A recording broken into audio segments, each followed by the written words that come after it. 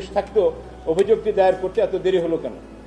এখানে আমরা সেটারও একটি কারণ উল্লেখ করেছি যে আসলে সবকিছু মিলে এই ঘটনার সাথে যারা জড়িত ছিল তৎকালীন সময় যারা এই ঘটনায় বিশেষ করে পিরোজপুরের যে প্রসিকিউশন টিম, পিরোজপুরের যে তদন্ত সংস্থা, পিরোজপুরের যে প্রশাসন অ্যাজ ওয়েল অ্যাজ এই ট্রাইব্যুনালের সাথে যারা সংশ্লিষ্ট ছিলেন, দায়িত্বে ছিলেন এবং যেখান থেকে এই অর্ডারটি এসেছিল, যে এই ওহিটি যেখান থেকে নাজিল হয়েছিল এর সাথে রাষ্ট্রের সর্বোচ্চ পর্যায়ে যারা জড়িত ছিলেন সকলকে আইডেন্টিফাই করতেই আমাদের এই সময়টি লেগেছে এবং এই সব কিছু মিলেই এই সত্য ঘটনা ইনকোয়ারির মাধ্যমে আমরা সব কিছু জেনে এরপরে এসে আজকে অপরাধ ট্রাইব্যুনালে আমরা এই মামলাটি দায়ের করলাম।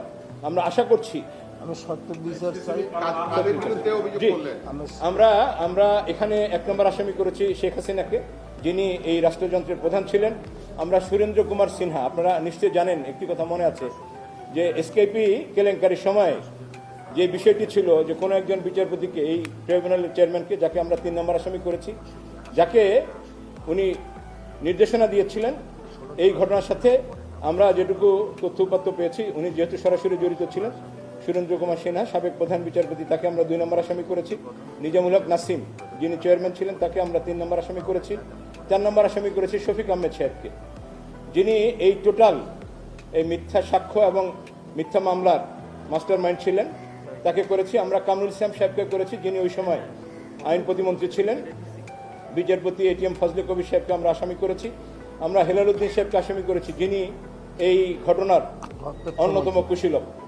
আমরা একে মাওয়াল সাহেব সহ সৈয়দ হায়দার আলী, যারা রানা দাশগুপ্ত, সৈয়দ সানাহুল, যারা এখানে প্রসিকিউটর ছিলেন, যারা এই বিষয়টিকে